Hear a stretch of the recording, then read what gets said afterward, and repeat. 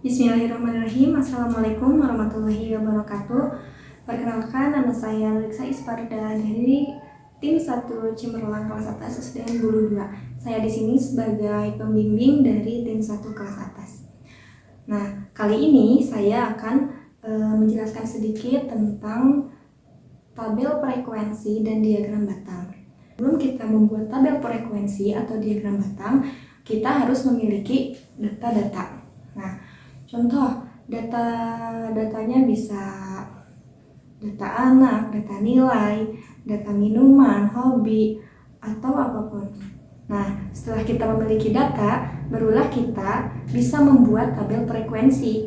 Tabel frekuensi itu adalah alat penyajian data statistik yang mengumpulkan atau mengelompokkan data ke dalam beberapa kategori atau interval tertentu disertai dengan jumlah kemunculan atau frekuensi. Nah, jadi frekuensi di sini adalah berapa kali munculnya data.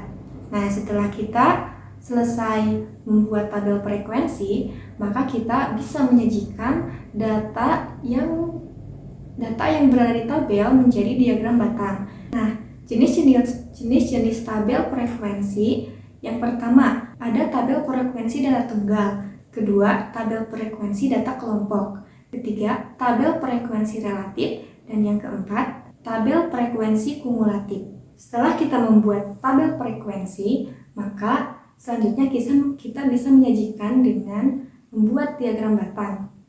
Apa itu diagram batang? Diagram batang yaitu alat visualisasi data yang menampilkan informasi dengan batang-batang persegi panjang, sehingga bisa memudahkan kita dan membedakan mana batang yang lebih tinggi atau lebih banyak dan mana batang yang lebih pendek atau sedikit. Jadi, panjang atau tingginya batang itu menunjukkan atau mempresentasikan nilai, jumlah, atau frekuensi dari kategori data tersebut, sehingga kita bisa membandingkannya dengan mudah.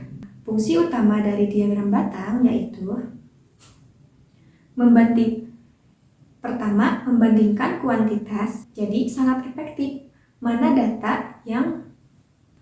kategori yang memiliki data, mana yang memiliki nilai paling tinggi atau paling rendah. Nah, fungsi diagram batang juga yaitu untuk melihat tren sebuah data. Jadi digunakan untuk membandingkan perubahan data dalam periode waktu tertentu.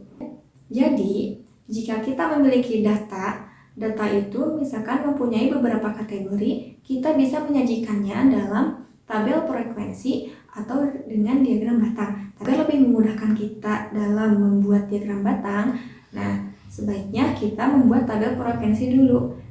Membuat tabel frekuensi juga harus memiliki data-data terlebih dahulu. Sekian penjelasan dari saya. Mohon maaf apabila ada kesalahan. Wassalamualaikum warahmatullahi wabarakatuh.